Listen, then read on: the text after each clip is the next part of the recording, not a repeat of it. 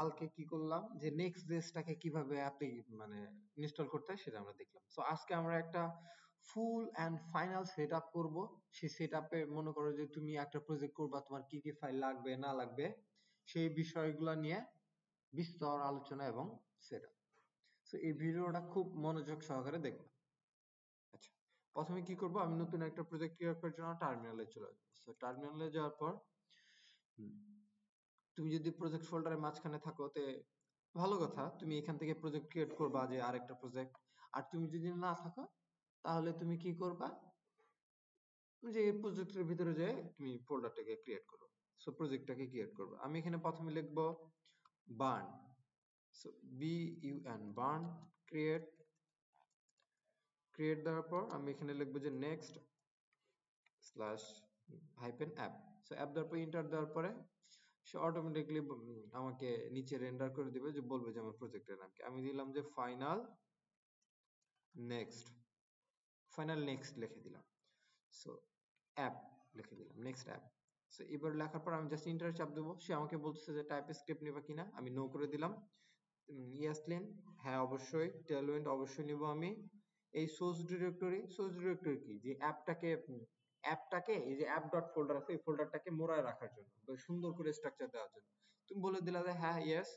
তারপরে বলতেছে তুমি অ্যাপ রাউটার নিবা কিনা, হ্যাঁ অবশ্যই নিবা অ্যাপ রাউটার। তারপর বলছে টার্বো প্যাক, যে তোমার অ্যাপ্লিকেশনটা ডেভেলপমেন্ট সার্ভার ফাস্ট চলার জন্য টার্বো প্যাক ইউজ করলাম। তারপর ইম্পোর্ট এলিয়াস অবশ্যই হ্যাঁ, এবং কনফিগার কি স্ল্যাশ। এবার দেওয়ার পর জাস্ট আমি এখানে চাপবো, দেখবো যে অটোমেটিক্যালি সে আমাকে কি করে দিছে, বার্ন ইনস্টল হিসেবে চালাই দিছে। যখন বার্ন ইনস্টল চলে আসলো, যেমন এখানে বললো শিডিউলার টাইপ বা রিয়াক্ট 630 টাইপ স্ক্রিপ্ট, এটা চালানোর পর অটোমেটিক্যালি সে ইনস্টল হচ্ছে বান্ডেল গুলো। সো কম্পাইলার গুলা ইনস্টল হচ্ছে।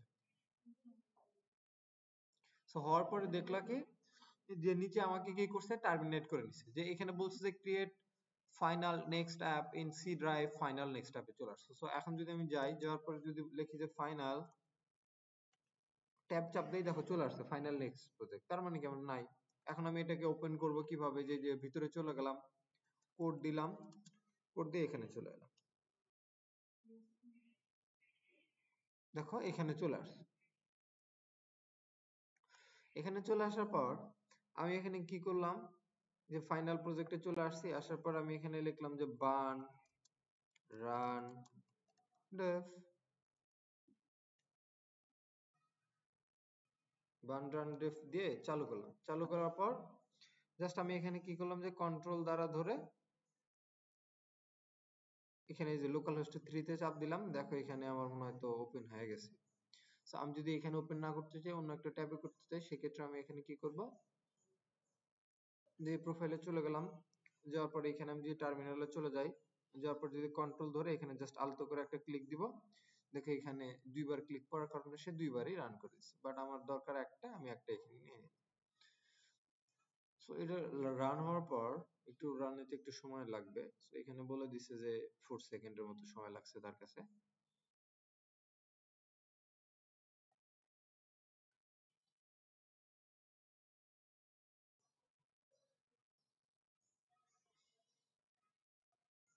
দেখো সে 26 সেকেন্ডের মতো সময় নিয়ে নিছে কম্পাইল করতে। এখন দেখো সে যে নিচে গেট করে পাঠিয়ে দিছে।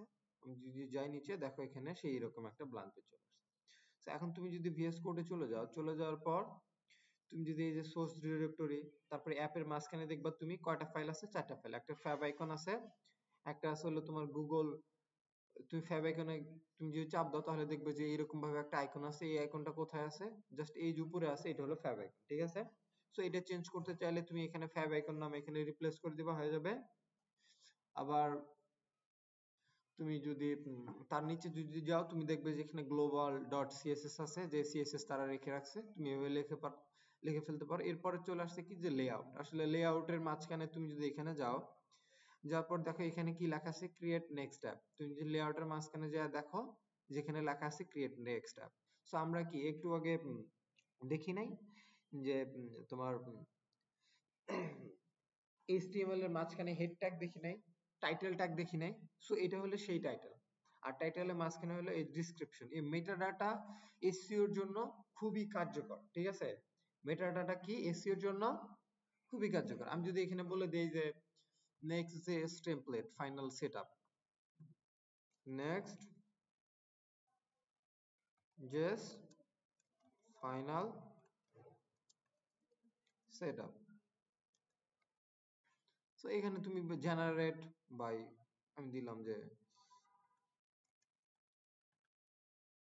হাবা,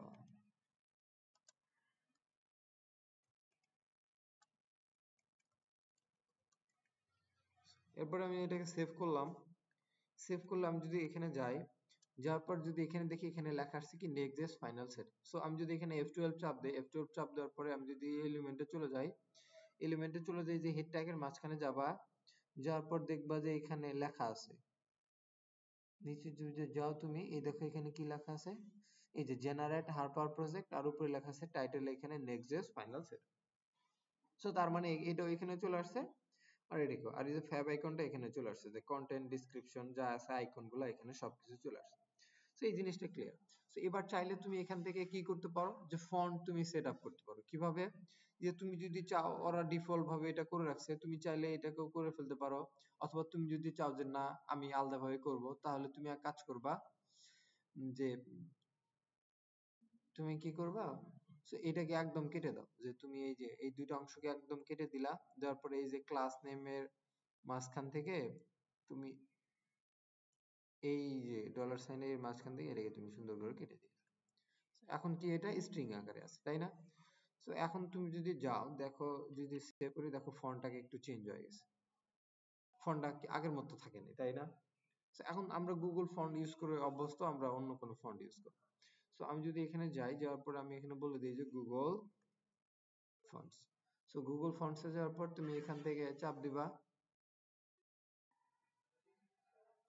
আমার আমার কাছে মনে করো যে উবুন্টু নামে একটা ফন্ট, সো আমার এখান থেকে কি উবুন্টু ফন্টটাকে নিয়ে আসতে হয়েছে, তাই না? সো আমাদের এই কষ্টটা লাগবে না, এখান থেকে কোনো কিছু করা লাগবে না, জাস্ট এই যে ইম্পোর্ট যেটা আছে, ইম্পোর্ট এই যে এখানে লেখা আছে কি স্ল্যাশ ফন্ট স্ল্যাশ হলো গুগল।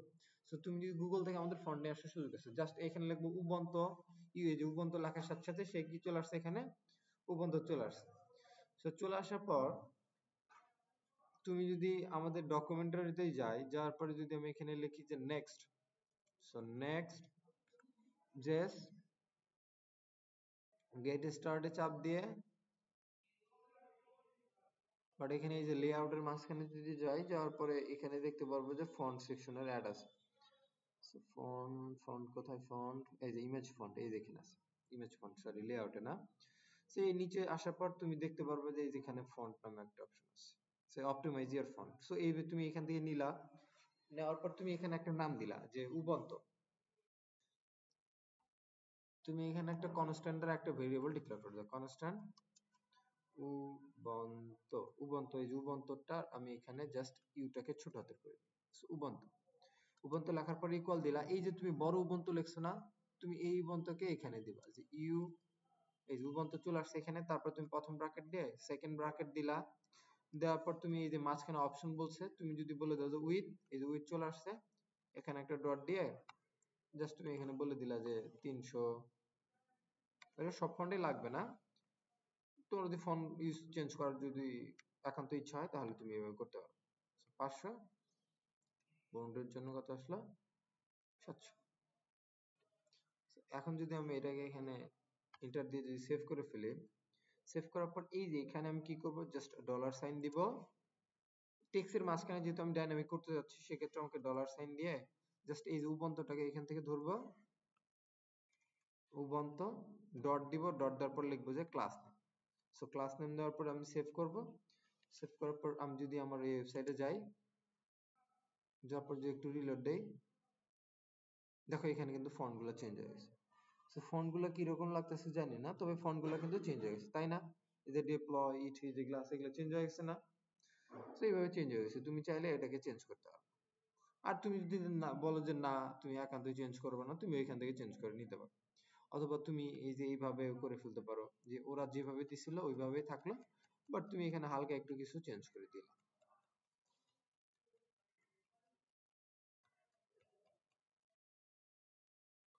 যে তুমি এখান থেকে গেস্ট চাচ্ছ না, অথবা তুমি কি নিবা, যে পপিন্স নিবা, তাহলে তুমি যদি এখানে লেখো যে দুইটা ফন্টস লেখো যে পপিন্স, আর পপিন্স নিলা, তারপর তুমি এই যে গেস্টটাকে মিশিয়ে দিয়ে তুমি এখানে বলে দিতে পারো যে পি, এই যে পপিন্স তুমি এখানে দিয়ে দিলা, আবার এখানে বলে দিতে পারো যে পপিন্স মোমো নামে একটা আছে, মানে তুমি দুইটা ফন্ট ইউজ করতে পারো, পপিন্স,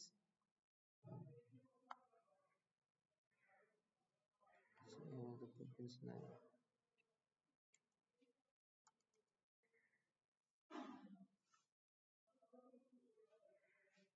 তুমি দুইটা ফন্ট ইউজ করতে পারো। সো এখান থেকে এটাই তুমি এটা বাদ দিয়ে দিলাম, এটা দরকারই নেই, ফন্টের জিনিসটা অপটিমাইজ করার দরকার নেই। সো গেস্টটাই থাকে। সো তুমি আমি যেভাবে দেখালাম ওইভাবে করে ফেলতে পারো, অথবা তুমি এখান থেকে যে পপিন্স না করে ফেলাইটাই ভালো, বেটার মনে হচ্ছে আমার কাছে। এখান থেকে অন্য একটা নিয়েই, এটা বাদ, ভালো দেখে একটা নিব, যে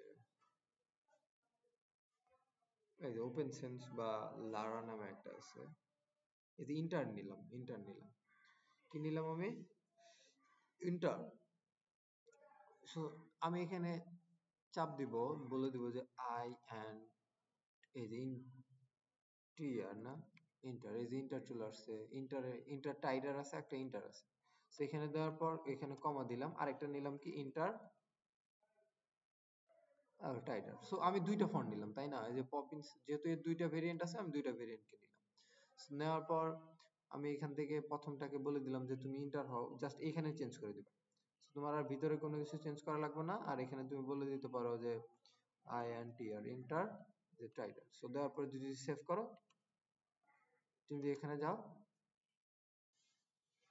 তুমি এখানে চালায় দেখো যে কিছুটা চেঞ্জ হয়েছে না ফন্টটা। সো এটা ফন্ট চেঞ্জ হয়ে গেছে, এটা আহামরি কোনো বিষয় না। সো এইভাবে ফন্ট চেঞ্জ করতে পারলো। এখন এখানে তুমি চাইলে HTML এবং CSS গুলো লিখতে পারো না। তার কারণ কি, এটা JS ফাইল। সো জাভাস্ক্রিপ্ট তোমাকে এক কাজ করতে হবে, এখানে F12 চাপ দিয়ে F2, তারপর তুমি এই যে JSS এর সাথে X লেখা দিবা, দেখবে যে এখানে গোলের মতো আইকন হয়ে গেছে। তারপর সেভ করে দিবা, তারপর এখানে 2 চাপ দিয়ে আবার তুমি এখানে F12 চাপ দিবা, দেওয়ার পরে এখানে তুমি কার্সরটা নিয়ে এসে লাস্টে X দিয়ে দিবা, দেখবে যে এখানে গোলের আকার চেঞ্জ চলে আসছে। তার মানে এখন তুমি এখানে HTML CSS লিখতে পারো।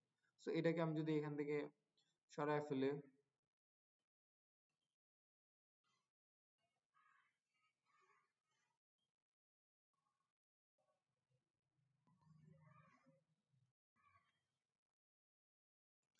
বলে দিতে div h2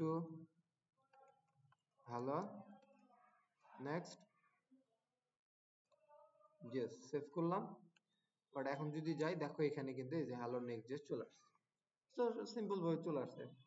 এখন তোমাদের তো রাউটিং সম্বন্ধে তো বলে দিছিলাম না, যে আসলে রাউট বেজ কিভাবে করতে হয়। যেমন এখানে যদি ওয়েবসাইটে চলে আসে, অটোমেটিকলি কিন্তু এই পেজ ডট জেএসএস টা দেখাবে এখানে। আবার তোমার যদি এর ভিতরে রাউটের প্রয়োজন হয়, যেমন তোমার অ্যাবাউট নামে একটা রাউট আছে, বা কন্টাক্ট বা শপ নামে একটা রাউট আছে, মনে করো কি তুমি এখানে ফুড নামে একটা রাউট আছে, যেমন ফুড, লেখার পর তুমি এখানে অ্যাপের মাঝখানে ফুড ফোল্ডার বানানোর পর তুমি এর মাঝখানে কি করবা, পেজ ডট জেএসএক্স দিবা। তুমি জেএসএক্স দিলে এই কালার চলে আসলো। এরপর তুমি এখানে লিখলা আরএফসি, দেওয়ার পর তুমি যদি এখানে বলো যে কি বানাবো, তুমি এখানে যে ফুড রাউট, ফুড রাউট দিয়ে তুমি যদি এখানে বলে দাও, যাওয়ার পর তুমি যদি এখানে যাও, এখানে তুমি কি লিখবা, যে ফুড স্ল্যাশ দিয়ে ফুড লিখবা। সো ফুড FOOD ফুড, আমি যদি ইন্টার চাপ দেই, দেখো এখানে কি চলে আসছে, যে ফুড, তাই না। তার মানে কি, এখানে ফুড রাউট দেওয়া আছে, সেখানে ফুডে চলে আসছে। তো এখন আমাদের এই কয়টা জিনিস তো আমরা জানি। তো এর মাঝখানে যা যা লিখবো সে এখানে চলে আসবে। এখন আমাদের কিছু গুরুত্বপূর্ণ জিনিস আছে, সেই জিনিসগুলো আমরা এখন দেখব। তো ইনস্টলের পর আমাদের কিছু ফাইল লাগবে, এখানে যে ফাইল প্রজেক্ট স্ট্রাকচারের জন্য কিছু ফাইল লাগবে। তো এখানে যদি নিচে চলে আসি, নিচে চলে আসার পর এই যে এখানে সো আমাদের প্রথম যদি আমরা এখানে যাই, এখানে যাওয়ার পর কি ফাইল দেখতে পারবো, যে এই ফোল্ডারটা বাদ দাও, লেআউট ডট তারপর page dot JX. So layout হলো একটা সার্চ, এই সার্চের মাঝখানে তুমি এটাকে রাখলে ওই যে ফোল্ডারের মাঝখানে আছে, ওই ফোল্ডারে একটা লেআউট তৈরি হবে। সো ওর মাঝখানে তুমি চিল্ডের আকারে রাখবা, ওই লেআউটে যেটা রাখবা ওটা তোমাকে সরাসরি দেখাবে। সো লেআউট সম্বন্ধে অত বেশি লাগবে না। এখন তুমি ডিজাইন যদি তুমি খুব ভালো বা আইকনিক ভাবে করতে চাও সেক্ষেত্রে তোমার ওটা লাগতে পারে। এখন আসলে যে আমাদের ওয়েবসাইটটা যদি লোড দেখায় সেক্ষেত্রে আমরা কি করব? লোডিং এর একটা প্রয়োজন থাকতেই পারে, যে একটা এপিআই লোড করতে সময় লাগতেছে, বাট একটা তো প্রয়োজন থাকতেই পারে, থাকে না? সো ইউজার যখন দেখতে পারবো যে লোডিং আসতেছে, তার মানে সে বুঝবে যে কোনো কিছু একটা চেঞ্জ হচ্ছে। সো আমি কি করব, যে অ্যাপ ডট এখানে চাপ দেব, চাপ দেওয়ার পর জাস্ট আমি এখানে একটা ফোল্ডার মানে ফাইল বানাবো, এলওডি লোডিং, তারপর ডট দিয়ে জেএসএক্স লিখবা, লেখার পর এন্টার দিবা। এরপর তুমি লিখবা আর এফ সি, তারপর তুমি এন্টার দিবা এখানে, তারপর তুমি যদি এখানে এই যে ডট ডট করে দাও, সেভ করো। এখন যদি আমি যেখান থেকে অন্য একটা জায়গায় যাই, দেখো সে কি করে, যে হালকা হলো একটু লোডিং নেবে। সো এ বোঝাচ্ছে না, খুবই ফাস্ট, এই জন্য বোঝা যাচ্ছে না যে আসলে লোডিং। সো আমাদের একটা জিনিস চলে গেল, সো লোডিং এর জন্য লোডিংটা চলে গেল। এরপর আসে কি, যে আমাদের কোনো একটা ফাউড, যেমন আমরা ফুড নামে দিছি না, ফুড নামের রাউটটা ডিক্লেয়ার করছি না। সো আমি যদি এখন ফুডস লিখে যদি এখানে এন্টার দেই, দেখো এখানে কি চলে আসছে, যে 404, তার একটা অডিশনাল একটা বিল্ড ইন পেজ এখানে চলে আসছে। তার মানে ওদের বিল্ড ইন পেজ তো দেওয়ার দরকার নেই, আমরা একটা ইয়া দিতে পারি, যে মাঝখানে বলে দিতে পারি কি, যে 404 মাঝখানে একটা পেজ দেখাইতে পারি।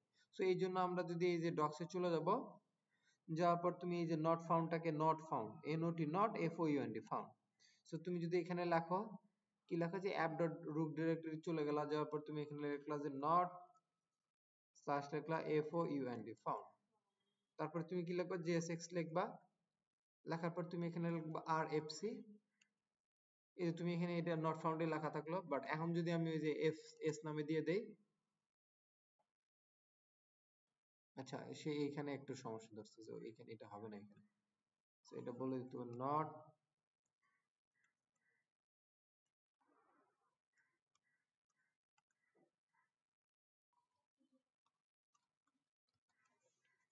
এখানে দিতে পারি, তবে এখানে এটা দিতে হবে। তো সেভ করলাম, সেভ করার পর যদি আমি এখানে যাই, দেখো ফুডস নামে পাইলো না, সে নট ফাউন্ডে চলে আসলো। তার মানে কি, আমরা অরিজিনাল ভাবে আমরা কাস্টমাইজ করে করে ফেলতে পারতেছি। যেখানে যদি এস বা অন্য কিছু এইচবি লেখা থাকে, যে কে কে, জাস্ট এন্টার দেব, সেখানে বলে নিয়ে আসছে যে নট ফাউন্ড। এই লেখাটা যদি আমি মাঝখানে নিতে চাই, তো টেইলউইন দ্বারা মাঝখানে নিতে পারবো কিভাবে, তো এই যে মার্জিন এখানে আমি আরেকটা দুইটা ভাবে সেন্টার করতে পারবো কিভাবে, যে আমি বলে দিতে পারবো যে এখানে ক্লাস নেম এমএক্স বলে দিব, এম একটা স্পেস দিয়ে লিখবো যে এ ইউটিও অটো, তারপর এখানে এইচ2 দিয়ে লিখে দিব কি, যে 4, আমি যদি একটু কালারি করে যাই 404। সো এখানে আমি বলে দিলাম যে class name text for Excel, তারপর বলে দিব এখানে যে টেক্সট কালার দেওয়ার দরকার নেই। সো ফর এক্সেল দিয়ে যদি সেভ করে দেই, এখানে যদি আমি রিলোড দেই, এটা এখানে চলে আসতেছে না, আচ্ছা না আসলো নাই। সো এখানে আমি বলে দিলাম যে জাস্ট ফ্লেক্স, ডিসপ্লে ফ্লেক্স করে দেন, ফ্লট স্টার্ট না flex, flex flex, justify content item center, save করে দিলাম। জাস্ট এখানে দেখো, তো এখানে চলে আসছে। এবার যদি আমি উপরে মার্জিনটাকে বলে দিই যে M Y equal to 20, so save করে দিলাম। দেখো সে একটু হাজার এলো, সে নিচে চলে আসবে অটোমেটিক্যালি, ই করে সে নিচে চলে আসছে, চলে আসছে না। তো তার মানে তুমি এভাবে সেন্টার করে ফেলতে পারো, অথবা তুমি চাইলে যে এটাকে তুমি জিরোটাকে তুমি একটা রেড কালারে দিতে পারো, আর এইগুলাকে 4 কালারে থাকলো। তুমি কিভাবে করতে পারবা, জাস্ট এই যে জিরোটাকে কেটে দিয়ে তুমি এখানে মাঝখানে একটা স্প্যান নিলা, স্প্যান নিয়ে তুমি এখানে বলে দিলা যে জিরো, সেখানে তুমি ক্লাস নেম বলে দিলা কি, যে টেক্সট রেড, সেভ করে দিয়ে এখানে বলে দিলা যে তুমি কত পিক্সেল, এখানে অত কম পিক্সেল আমরা নিব না, জাস্ট আমি কাস্টমাইজ করে বলে দিলাম যে 300 পিক্সেল দিলাম, 300 পিক্সেল। সো এখানে থার্ড ব্র্যাকেট দিয়ে দিলাম, 404 লেখা চলে আসছে। ঠিক আছে, দেখা যায়, দেখা যায় না যে 4টা একটু ব্ল্যাক কালার হয়েছে, আর আমি এটাকে একটু রেড কালার করে দিয়েছি, এর মানে 404 চলে আসছে। তো এখন যদি কোনো একটা ভুল রাউটে যায়, সেক্ষেত্রে 40 চলে আসে। এখন আমাদের রাউটের সিস্টেমটা হ্যান্ডেল করা শেষ। যদি সেই কোনো একটা ভুল রাস্তায় যায় সেক্ষেত্রে সে কি করবে, যে 404 কে নিয়ে আসবে। তো এই জিনিসটা শেষ হওয়ার পর আমরা যদি নিচে চলে যাই, এবার আসি ইরোর পেজের জন্য। তো ইরোর জিনিসটা আসলে কি? ইরোর ইরোরটা হইলো তোমার যে আমার একটা ওয়েবসাইটে আমি এখান থেকে মনে করো যে কোনো কিছুর কারণে একটা ইরোর পড়ে আসে। সো ইরোর তো আসতেই পারে, আসতে পারে না। সো ইরোর হ্যান্ডেলিং বলতে কি বোঝায়? তোমার যদি কোনো একটা অ্যাপ্লিকেশনে ইরোর পড়ে, যদি ইরোরটা যদি তুমি সলভ না করতে পারে, কি অ্যাপ্লিকেশনটা ক্রাশ করে ফেলে, তাই না? সো তোমাকে ইরোরটা তুমি যদি কনসোল লক করে তুমি যদি তাকে হ্যান্ডেল করতে পারো, যে কোনো একটা সময় হয়তো ইন্টারনেট পাচ্ছে না, ইরোর পাচ্ছে, সে শেষ, আবার সে কম্পিউটার আবার কি হচ্ছে, অটোমেটিকলি রিস্টার্ট হয়ে আসতেছে। যখন তুমি প্রোডাকশনে চালাবা তখন যদি ইরোরটা ধরা পড়ে, সে আর কাজ করতেছে না, তার মানে কি সে ক্রাশ করতেছে। সেই ক্রাশটা ধরার জন্য তোমাকে কি করতে হবে, ইরর হ্যান্ডলিংটা ভালোভাবে করতে হবে। সো ইরর হ্যান্ডলিং ভালোভাবে ধরতে হলে তুমি যদি এখানে যাও, এখানে দেখো কি ইরো গ্লোবাল ইরর নামে একটা ফাইল আছে। তুমি কি করবা, যে app.jsx এ গিয়ে তুমি জাস্ট এই যে এখান থেকে আমি এটাকে চাপ দেই, এখানে দিলেই চলে যাবো। এই যে তুমি এই গ্লোবাল ইরর ডট এখানে বানাই দিবা। সো টিএসএক্স দেওয়ার দরকার নেই, আমরা বানাবো যে জাভাস্ক্রিপ্টের মানুষ।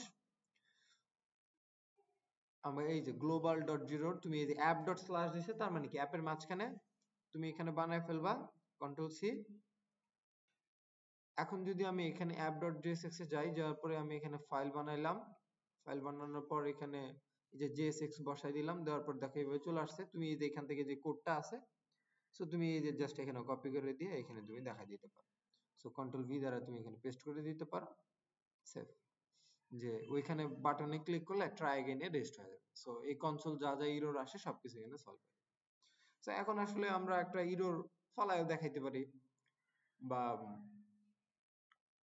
আমরা আগে এররটা মানে একটা এরর ফালানোর জন্য দেখাই, তার জন্য আমাকে দুইটা কথা বলতে হবে। সো আমি এখানে মনে করো যে app.js এ চলে গেলাম, ঠিক আছে? খেয়াল করো app.js, আমি প্রথমে বলি নেই যে ভিট কি ক্লায়েন্ট সাইড রেন্ডারিং করে না সব সময়, সে ব্রাউজারে কি এইচটিএমএল তৈরি করে না, সিএসএস তৈরি করে না, দিয়ে তারপরে সে অপটিমাইজ করে ইউআই কে দেখায়।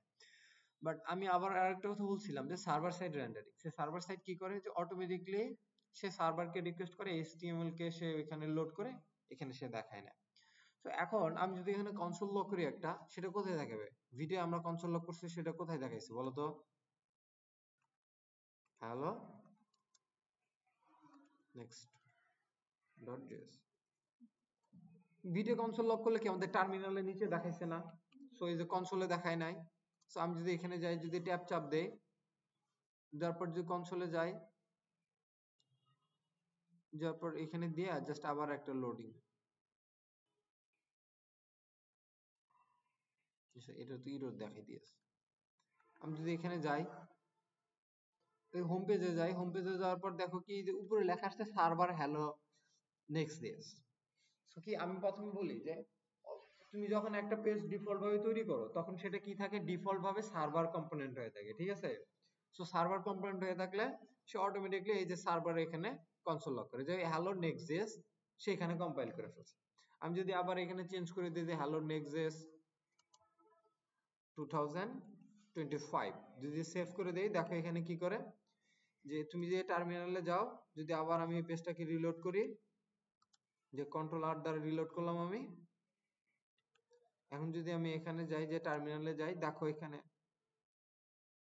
এই যে হ্যালো নেক্সট ডে 2025 লেখা আছে, তাই না? আসে নাই, যে কেউ আমি লোড করছি এবার এখানে চলে আসছে। সো এটা হলো সার্ভার কম্পোনেন্ট, বাই ডিফল্ট ভাবে সার্ভার কম্পোনেন্ট। এখন তোমার মনে একটা প্রশ্ন থাকতে পারে যে সার্ভার কম্পোনেন্ট আমি চাইলে একটা ওয়ান ক্লিক দিতে পারি। সো ওয়ান ক্লিক দিতে পারি না, যে একটা গেটে চাপ দেবো, আমাকে নিচে কনসোলে কি দেখাবে, যে ডেটটা দেখা দিবে। সো তার জন্য আমাকে কি করতে হবে, আমি এখানে লিখলাম কি বাটন, বি, বাটন লিখতে গেলে কি বাটন ট্যাগ দিতে হয় না? So button BUTTON। So button লেখার পর আমি এখানে লিখলাম কি ডেট। সো ডেট লেখার পর সেভ করলাম। এখানে যদি যাই, দেখো এই যে ডেট নামে বাটন কিন্তু আছে নিচে, তাই না? দেখা যায়। তো আমি এটাকে বড় একটা বর্ডার কালার বা ই করে দিই, এখানে বলে দিই যে ক্লাস নেম বিজি হবে, তুমি কি দিবা, যে বিজি গ্রিন বর্ডার টু, তারপরে বলে দেব যে px তুমি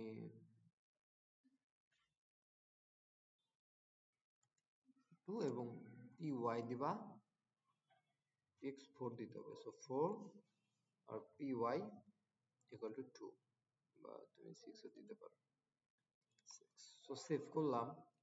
সেভ করার পর যদি আমি এখানে যাই, দেখো এখানে কালারটা চেঞ্জ হবে। এই দেখো এখানে কিন্তু ডেট নামে বাটন চলে আসছে, বাট আমি এখানে মার্জিন করে দিই, মার্জিন করে দিলে ভালোভাবে দেখা যাবে যে CLX বা ক্লাস নেম MX অটো, যে সেভ করি MY বলে দিলাম 5। সো এখানে একটু এটা সাইডে চলে আসবে।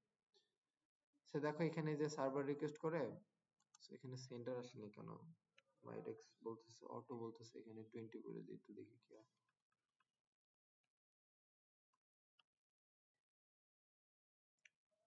দেখো এটা চেঞ্জ হয়েছে, বাট এই যে সার্ভার এখানে চলে আসছে। এখন এই যে এটা বাটন, আমি যদি এখানে একটা ওয়ান ক্লিক দিতে পারি, যে আমি এখানে একটা ফাংশন বানায় রাখলাম। কিভাবে?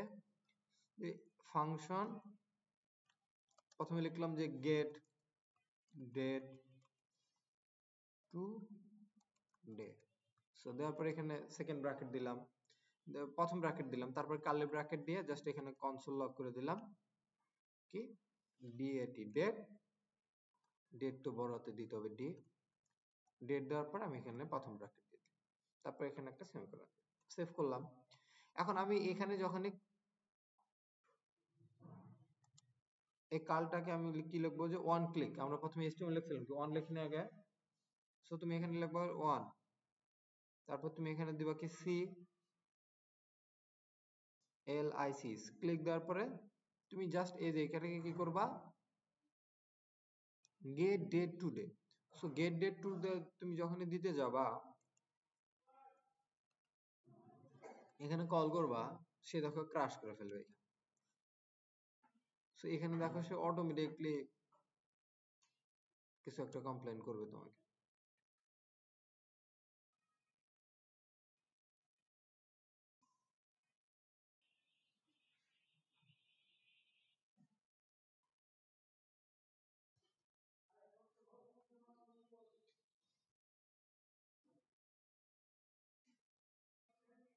একটা সার্ভার চলে আসছে, বুঝতে পারছি।